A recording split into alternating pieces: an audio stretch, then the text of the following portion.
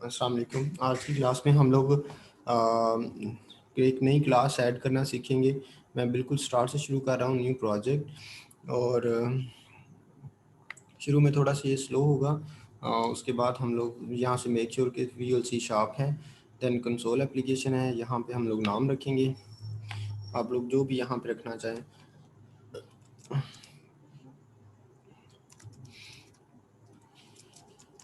My class practice, so okay पे press कर दें। उसके बाद आप लोगों के सामने कुछ इस तरह से प्रोग्राम ओपन हो जाएगा।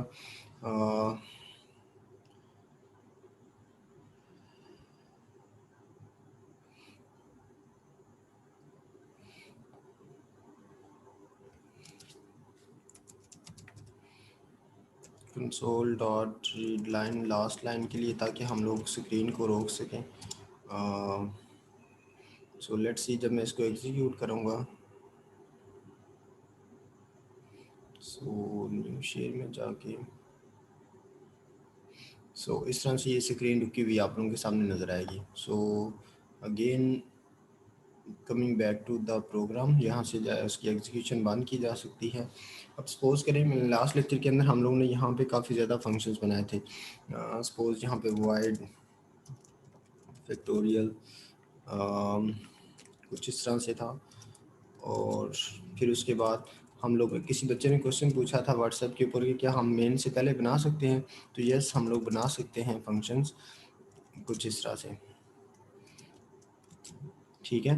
सो जहाँ पे बनाना चाहिए आप लोग बना सकते हैं, बट आप लोगों ने विद इन दिस क्लास रहना है, और शुरू में हो सकता है आपको यहाँ पे स्टैटिक वगैरह लगाना पड़े, क्योंकि ये जहाँ पे आपने एक्सेस करना है मेन फंक्शन स्टैटिक है, तो स्टैटिक सिर्फ स्टैटिक को ही एक्सेस कर सकता है। सो सपोज़ करें कि मैंने अब क्लास ऐड करनी है, तो क्लास ऐड करने के दो तरीक़ाकार हैं। एक तो तरीक़ाकार ये है कि जैसे ये देखें, ये एक क्लास है प्रोग्राम, ठीक है। इस क्लास से बाहर इस, यानी कि यहाँ पे, या फिर मैं इस क्लास से पहले यहाँ पे एक नई क्लास ऐड करवा सकता हूँ। सपोज़ मैं यहाँ पे उसको लिख दूँ क्लास ABC, और ये उसकी स्टार्टिंग और एंडिंग ब्रैकेट आ गई। तो अब यानी कि ये जो क्लास है ये बिल्कुल पैरेलल इन्वायरमेंट है जैसे यहाँ पे है, ठीक है, लेकिन ये with in name space of my class practice के अंदर है। इसके अलावा मैं यहाँ पे भी क्लास बना सकता हूँ, क्लास अरिथमेटिक्स के नाम से, ठीक है, और इसमें यहाँ पे आके मैं उसका काम करना शुरू कर दूँ। मैं ये चीज़ें थोड़ी सी रिमूव कर रहा हूँ ताकि मेरा फ्रंट एंड के ऊपर कोड कम से कम हो।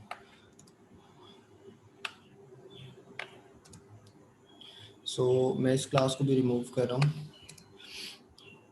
मैं इस क्लास अरिथमेटिक्स के अंदर काम करना चाहूँ। सेकंड मेथड भी हम लोग डिस्कस करेंगे। इस मेथड के अंदर जो भी हम लोग यहाँ पे काम करते रहेंगे, इस जगह पे वो इसी एडिटर के ऊपर, यानी कि इसी क्लास के अंदर, इसी इन्वायरमेंट के अंदर रहेगा। लेकिन हम लोग सेकंड मेथड है, हम लोग इसका इन्वायरमेंट भी चेंज कर सकते हैं। हम उसकी तरफ थोड़ी देर बाद में आते हैं। मैं कोशिश करूंगा कि इसमें तकरीबन तमाम कंसेप्ट रिवाइज कर दिए जाएं कंस्ट्रक्टर और फंक्शंस के हवाले से। पहले मैं फंक्शंस को डिस्कस करूंगा, फिर उसके बाद हम लोग कंस्ट्रक्टर की तरफ चलेंगे। सो लेट्स सपोज कि मैं यहाँ पे पब्लिक टाइप का एक फंक्शन बनाता हूँ। एक चीज़ में रखें कि यहाँ पे आपको पब्लिक कॉलन लगाने की ज़रूरत नहीं है, उसके शुरू में पब्लिक लिखें और यहाँ पे आप रिटर्न टाइप लिखें। सपोज मैं उसको कहता हूँ कोई वॉइड, और फंक्शन क्या है ऐड का, उसने इनपुट आउटपुट खुद से जनरेट करवानी है। सो मैं यहाँ पे उसको कहता हूँ ये फंक्शन जो है कंसोल मैसेज स्क्रीन के ऊपर मैसेज प्रिंट करवाएगा कि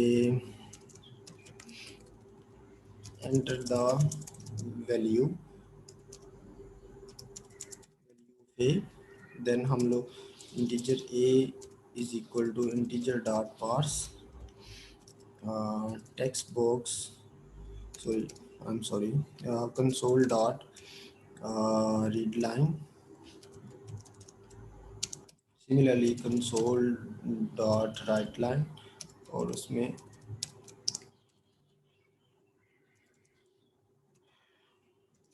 enter the value of b, integer b is equal to, ये हम लोग इस वजह से जनरेट करवा रहे हैं क्योंकि यहाँ पे ऐड के आर्गुमेंट्स के अंदर हम लोग वेरिएबल पास नहीं कर रहे। So again integer dot parse, so यहाँ पे क्या आ जाएगा, कंसोल डॉट रीड लाइन, फिर उसके बाद integer c is equal to a plus b, and console पे हम लोग प्रिंट करवा सकते हैं कंसोल डॉट राइट लाइन, और यहाँ पे लिख दें कि c जो है उसका आंसर। अब यहाँ पे देखिए, जब मैंने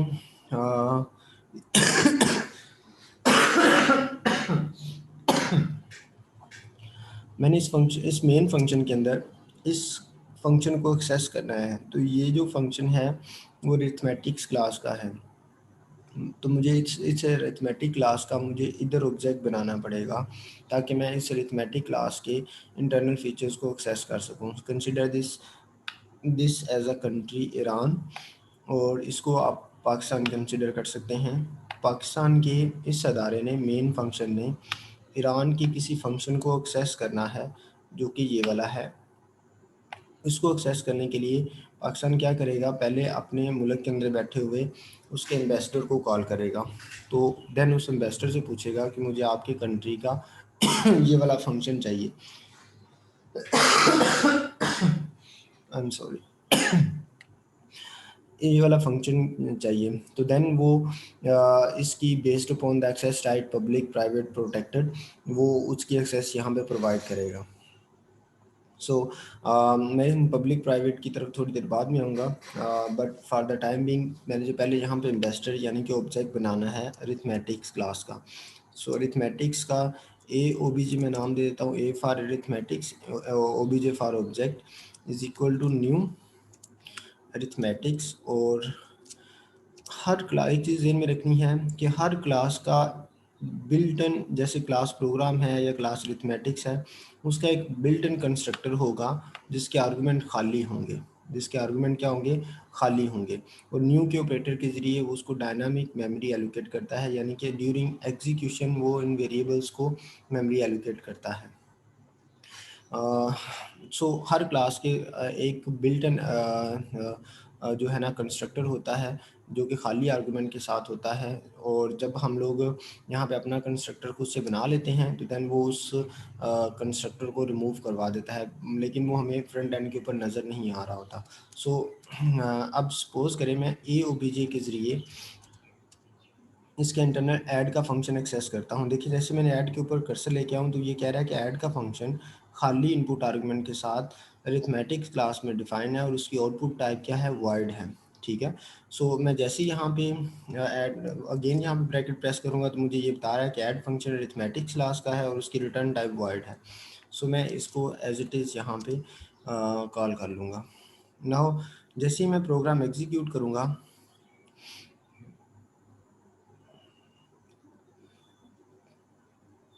सो यहाँ पे लिखा हुआ आ रहा है एंटर द वैल्यू ऑफ ए, और सपोज मैं 12 एंटर करता हूँ, फिर उसके बाद enter the value of B मैं 23 एंटर करता हूँ तो आंसर 35 आ रहा है। ठीक है, सो अगेन मैं अपने प्रोग्राम की तरफ आऊँगा। मुझे ये थोड़ा सा बार बार शेयर करना पड़ता है क्योंकि लास्ट लेक्चर के अंदर एक्जी फाइल शो नहीं होती थी, सो हम हर मरतबा आपको ये एक्जी फाइल शो करवानी पड़ती है।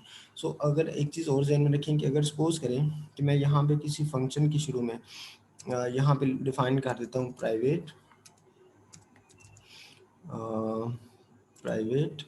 और लिख देता हूँ वॉइड सब्ट्रैक्ट, और इसमें दो वेरिएबल पास कर देते हैं x और इंटीजर y, और इसकी बॉडी में हम लोग ये काम करते हैं कि इंटीजर c या z is equal to x minus Y. अब हम यहाँ पे इस तरह से कंसोल से नहीं ले रहे क्योंकि ये वैल्यू हम लोग इस फंक्शन के ज़रिए इसके इनपुट आर्गुमेंट्स में ले रहे हैं। ये वाली जो चीज़ें हैं इस फंक्शन की इनपुट आर्गुमेंट्स कहलाएंगी। सो इन इनपुट आर्गुमेंट्स में वैल्यूज़ आ रही वो यहाँ पे सब्ट्रैक्ट हो गए, z में स्टोर हो जाएंगी। सो यहाँ पे कंसोल डॉट राइट लाइन, और इसमें हम लोग z की वैल्यू को क्या करेंगे, प्रिंट करवा देंगे। नाउ जब मैं इस फंक्शन को यहाँ पे देखें, ये सब फंक्शन जो है वो इस अरिथमेटिक क्लास का है। जैसे ही मैं इस अरिथमेटिक क्लास के ऑब्जेक्ट फंक्शन के ज़रिए उसको यहाँ पे लिस्ट में, अब देखें यहाँ पे सब्ट्रैक्ट नहीं आ रहा, उसकी वजह क्या है, सब्ट्रैक्ट यहाँ पे क्या डिफाइन हुआ है, प्राइवेट डिफाइन हुआ है। जैसे ही मैं इसको पब्लिक करूँगा तो देन जो है यहाँ पे डॉट प्रेस करने के बाद देखिए यहाँ पे सब्ट्रैक्ट भी आ गया।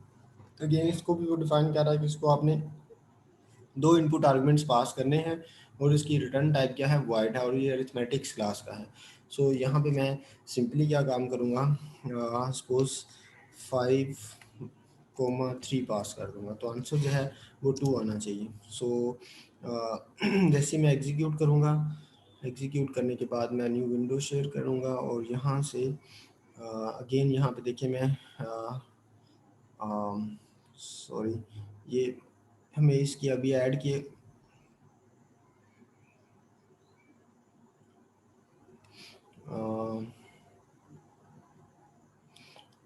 हमें ये जो है इसकी अभी नहीं चाहिए, तो मैं इसको कमेंट कर देता हूँ क्योंकि बार बार वो फिर वहीं से स्टार्ट करेगा। सो अगेन न्यू शेयर में जाके मैं ये फाइल, तो आंसर क्या आ रहा है, 2 आ रहा है, तो 5 - 3 जो था आंसर 2 के इक्वल था। So again coming towards the program, so यहाँ पे आके मैं इसको भी अब कमेंट कर दूँगा।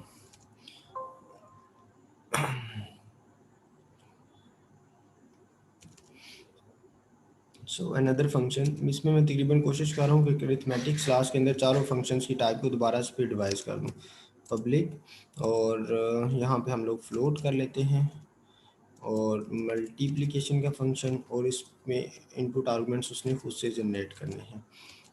मैं यहाँ से कॉपी कर लेता हूँ ताकि वीडियो के टाइम को मैं बचा सकूँ।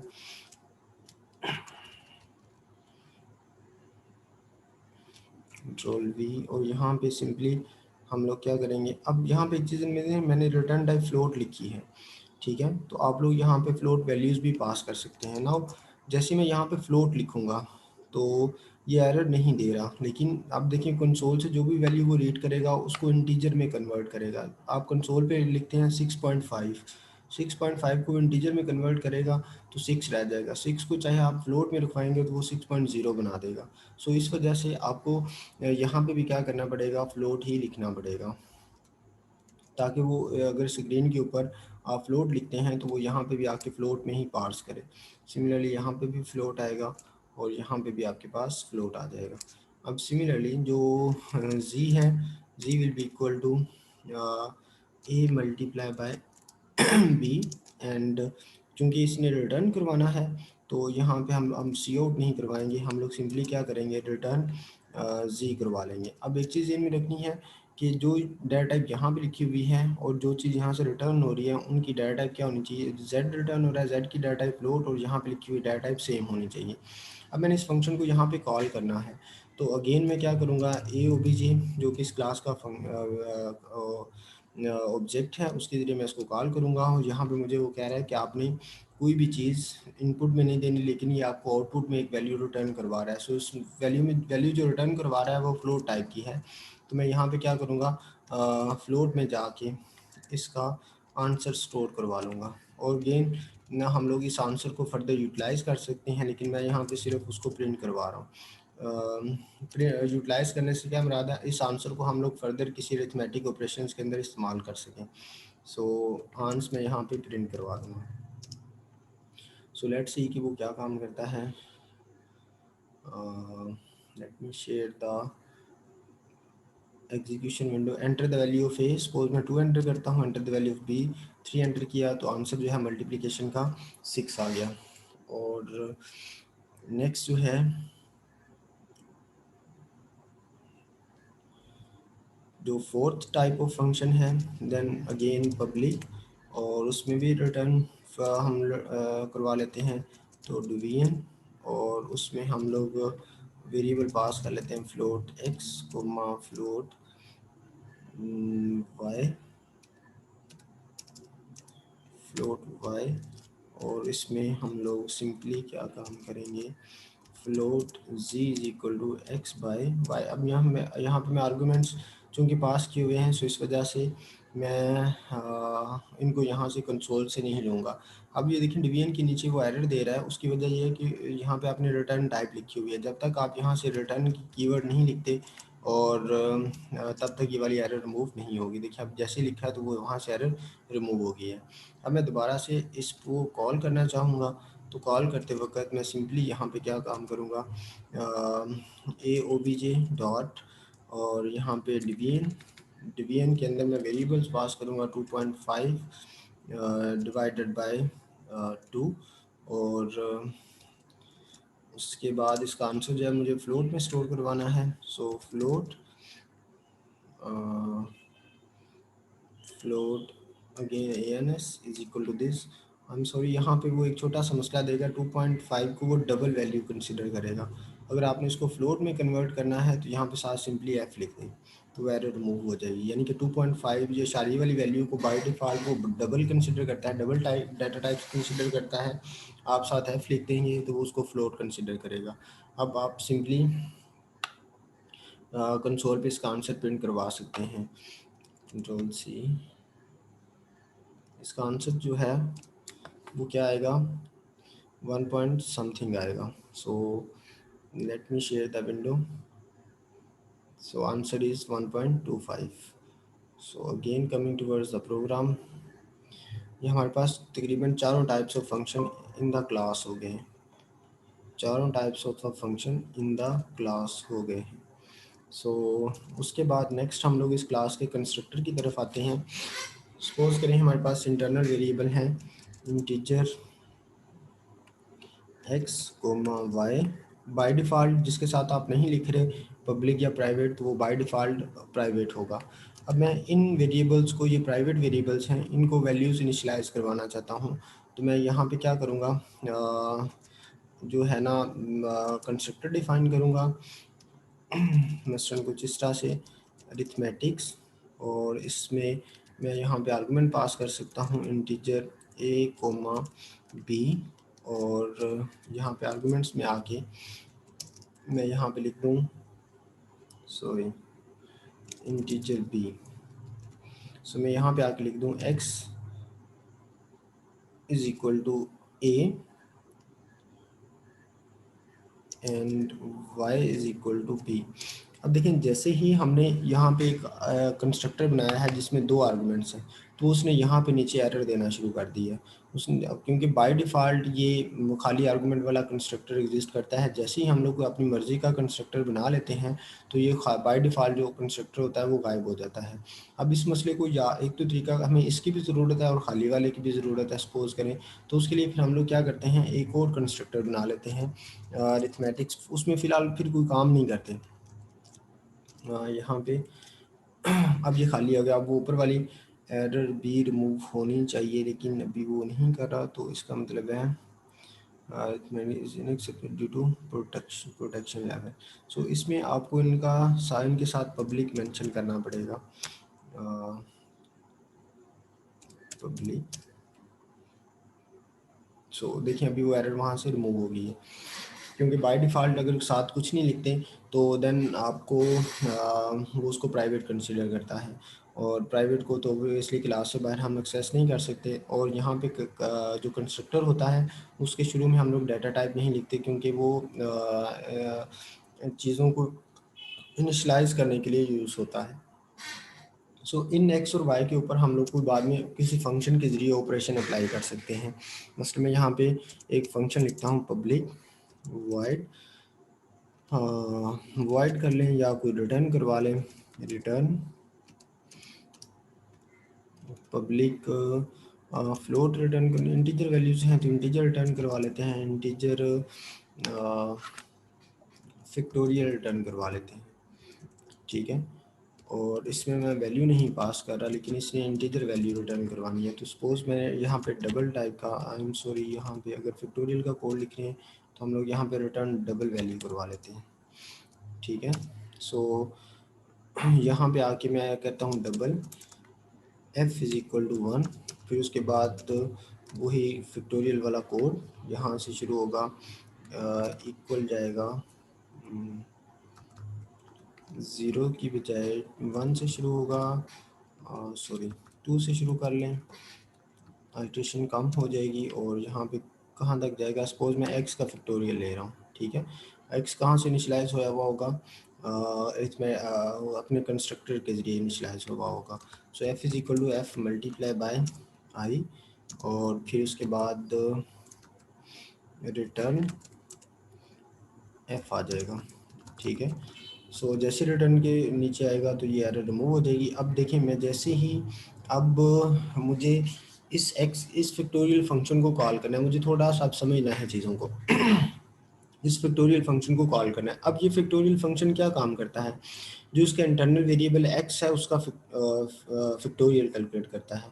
अब यहाँ पे तो उस x को इनिशियलाइजेशन नहीं मिल रही, x को इनिशियलाइजेशन कहाँ से मिल रही है, इस कंस्ट्रक्टर के ज़रिए मिल रही है। तो ऑब्वियसली फिर हम लोग वो वाला कंस्ट्रक्टर बनाएंगे जिसके ज़रिए जो है ना ये x इनिशियलाइज हो रहा होगा, ना कि खाली वाला। खाली वाले तो एज इट इज़ पड़ा हुआ है, उसमें x इनिशियलाइज नहीं हो रहा है।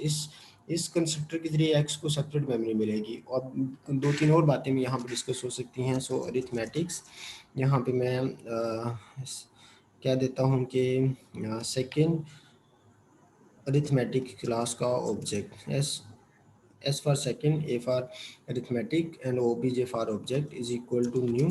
अब वो यहाँ पे देखें जैसे ही मैं क्लिक करूँगा तो वो कहेगा कि इस क्लास के दो कंस्ट्रक्टर हैं, यानी कि कंस्ट्रक्टर ओवरलोडिंग हुई हुई है, दो मरतबा डिफाइन हुआ है। एक खाली इनपुट आर्गुमेंट के साथ है और जो दूसरा है, मैं नीचे वाला एरो की प्रेस करूँगा तो देन कीबोर्ड के ऊपर तो यहाँ पे शो कर रहा है कि पहली वैल्यू आपने इंटीजर पास करनी है और दूसरी वैल्यू जो है भी इंटीजर पास करनी है। सो मैं यहाँ पे जाऊँगा। अब ये जो फर्स्ट वैल्यू है वो ए को जाएगी, ए आगे किसको जा रहा है, एक्स को, और एक्स के पास वैल्यू क्या आ जाएगी, 5 आ जाएगी, और वाई के पास वैल्यू 7 आ जाएगी। और ये वाला जो फंक्शन कॉल होगा तो वो इस एक्स के पास जो भी वैल्यू पड़ी होगी उसका फैक्टोरियल ले लेगा। नाउ एक चीज़ इनमें रखना है कि अब मैं दो ऑब्जेक्ट हैं, इसके ज़रिए ए ओ बी जे के ज़रिए एक्स वाई की सेपरेट मेमोरी लोकेशन है, S A O B J के ज़रिए जो इस एक्स वाई की सेपरेट मेमोरी लोकेशन है। अगर मैं सपोज करें कि ए ओ बी जे के ज़रिए जब डॉट करके फैक्टोरियल फंक्शन को कॉल करूँगा, ठीक है, तो अब चीज़ें थोड़ी समझनी है आउटपुट से पहले। वो कुछ इस तरह से देखें, इस ए ओ बी जे के ज़रिए ये खाली कंस्ट्रक्टर कॉल हुआ है, खाली कंस्ट्रक्टर कॉल हुआ है। इस खाली कंस्ट्रक्टर के ज़रिए इस एक्स और वाई को जो इनिशियलाइजेशन मिलेगी वो ज़ीरो मिलेगी।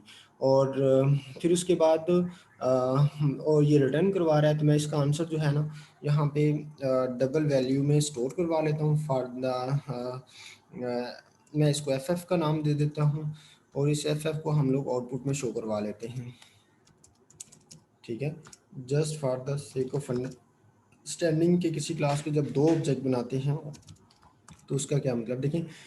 इस एफ एफ की वजह से जो आंसर आएगा वो ज़ीरो आएगा। उसकी वजह क्या है, सॉरी ज़ीरो आएगा तो ज़ीरो का फैक्टोरियल 1 ही होता है, तो इसका आंसर 1 ही आएगा। मस्टन इस ऑब्जेक्ट के ज़रिए ए ओ बी जे के ज़रिए एक्स वाई को मेमोरी लोकेशन सेपरेट मिली और एक्स के पास ज़ीरो पड़ा हुआ है, वाई के पास भी ज़ीरो पड़ा हुआ है। बाय डिफ़ॉल्ट सी शार्प के अंदर वो ज़ीरो के साथ इनिशलाइज करवा देता है, जबकि सी प्लस प्लस में वो गार्बेज वैल्यू स्टोर करवाता है। और उसके बाद जब आप इसके ऑब्जेक्ट के ज़रिए आप फैक्टोरियल फंक्शन कॉल करेंगे तो एक्स की जगह पे ज़ीरो आएगा, तो ज़ीरो के करस्पॉन्डिंग जो एफ़ की वैल्यू है वो 1 है, तो वो फैक्टोरियल 1 रिटर्न हो जाएगा। अब सिमिलरली जब मैं इसको इसके लिए कॉल करूँगा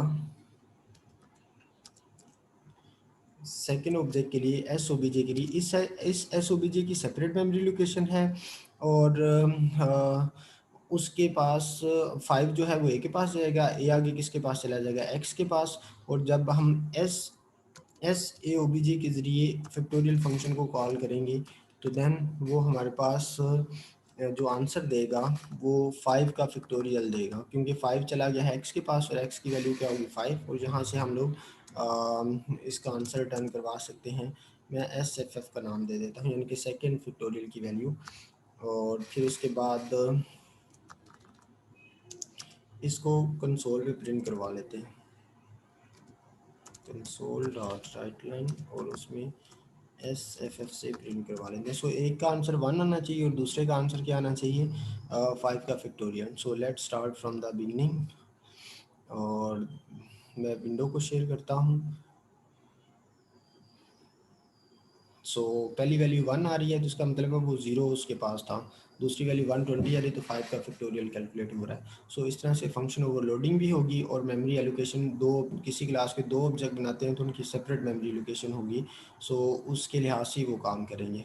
सो होपफुली आप लोगों को इस क्लास का कंसेप्ट समझ आ गया होगा। सो कमिंग टूवर्ड्स नेक्स्ट, कि एक तो हम लोग यहाँ पे क्लास ऐड करवा सकते थे, जैसा आप लोगों के सामने मैंने यहाँ पे किया है, ठीक है। सो एक क्लास यहाँ पे आ गई, दूसरी क्लास आपके पास क्लास प्रोग्राम थी। सो इस तरह से आपके पास टोटल 2 क्लासेस आ गई। अब इसी प्रोग्राम के अंदर आप और भी क्लासेस बना सकते हैं। अब ये वाली जो क्लास थी वो इसी पेज के ऊपर है और कोड काफ़ी लेंथी हो गया है। अगर कुछ चीज़, अगर इस तरह से आप एक से ज़्यादा और क्लासेस ऐड करते जाएंगे तो काफ़ी ज़्यादा क्लासेस यहाँ पे ही इकट्ठी हो जाएंगी। अब हम एक इन्वायरमेंट है और उसके अंदर एक से ज़्यादा क्लासेस इकट्ठी, पहली क्लास, दूसरी क्लास, तीसरी, चौथी, पाँचवीं, इस तरह से काफ़ी ज़्यादा क्लासेस इकट्ठी हो जाएंगी। सो हम लोग क्या काम कर सकते हैं कि हम लोग इस क्लास का सेपरेट इन्वायरमेंट बना दें। वो किस तरह से, कि इस राइट साइड पे यहाँ पे देखें किसी जगह पे आपका सोल्यूशन एक्सप्लोरर लिखा हुआ आएगा, लेकिन मेरा अभी नहीं आ रहा। अगर नहीं आ रहा तो उसके लिए आप लोग क्या करेंगे, व्यू में जाएंगे, व्यू में जाके ये सेकंड या फोर्थ या थर्ड यहाँ पे देखें सोल्यूशन एक्सप्लोरर लिखा हुआ आ रहा है, आप यहाँ पे लाके क्लिक करेंगे। जैसे क्लिक करेंगे तो एक छोटी सी विंडो यहाँ पे ओपन हो जाएगी। ये आपका प्रोजेक्ट नेम है, ये आपका क्या है, प्रोजेक्ट नेम है, और उसके अंदर एक क्लास है प्रोग्राम डॉट सी एस, जो कि यहाँ पे देखिए ओपन हुई हुई है, प्रोग्राम क्लास है। और क्लास की जो फाइल होती है उसकी जो एक्सटेंशन होती है डॉट सी एस होती है, जैसे माइक्रोबैट की जो है ना पीडीएफ है, वर्ड की डॉट डी है, या एक्सेल की एक्सेल एस एक्स है, और पावर पॉइंट की पीपीटी है। सो इस तरह से क्लास फाइल की जो एक्सटेंशन है वो डॉट सी एस है। अब आपने यहाँ पे सपोज करें कि एक नई क्लास ऐड करनी है, तो सिंपली यहाँ पे राइट क्लिक करें। राइट क्लिक करने के बाद यहाँ पे ऐड के ही फीचर आ रहे हैं। सो इस वजह से आगे फीचर नहीं दे रहा क्योंकि प्रोग्राम एग्जीक्यूट होया हुआ है। सो आप यहाँ से इसकी एग्जीक्यूशन को बंद करेंगे। सो एग्जीक्यूशन जब बंद हो जाएगी तो यहाँ फिर आके राइट क्लिक करेंगे, ऐड पे क्लिक करें, उसके बाद आपके पास यहाँ पे ऑप्शंस आ रही हैं। तो आप यहाँ पे क्लास ऐड करनी है तो इस क्लास के ऊपर क्लिक करेंगे। तो क्लिक करने के बाद आपके सामने एक नई विंडो ओपन होगी। लेट मी सी कि ये विंडो शेयर हो रही है या नहीं हो रही है। अगर सेपरेट है तो मैं इसको शो करूँगा। आई थिंक ये शो हो रही है। सो यहाँ पे मैं इस क्लास का नाम रख सकता हूँ। सपोज मैं यहाँ पे नाम रख लेता हूँ 1D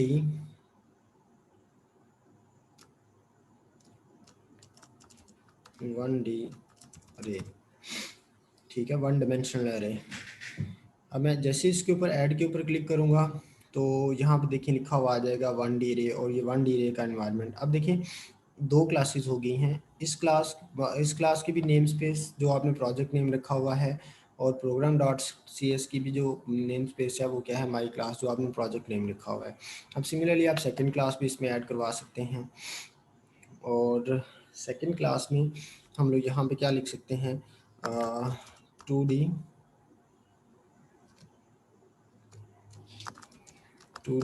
अरे। सो हम लोग इन द नेक्स्ट लेक्चर्स इस 1D और 2D अरे के इसी प्रोग्राम के अंदर, अब देखिए 1D अरे, 2D अरे, प्रोग्राम डॉट सी एस, इनके फंक्शंस हम लोग यहाँ पे बनाएंगे और उनको फिर प्रोग्राम डॉट सी एस के मेन फंक्शन के अंदर कॉल करेंगे, जो कि ये वाला फंक्शन था। ठीक है। सो होपफुली आप लोगों को इस लेक्चर की समझ आ गई होगी। वंस अगर आप इससे फेमिलियर हो जाते हैं तो फिर उसके बाद हम लोग नेक्स्ट लेक्चर के अंदर 1D और 2D डिस्कस करने के बाद हम लोग विंडोज़ फार्म एप्लीकेशन की तरफ आएंगे। सो आप लोग कुछ कोशिश करेंगे ज़्यादा से ज़्यादा क्वेश्चन पूछें ताकि आप लोगों को ज़्यादा कंसेप्ट क्लियर हो सके। So for the time being take care, अल्लाह हाफिज़।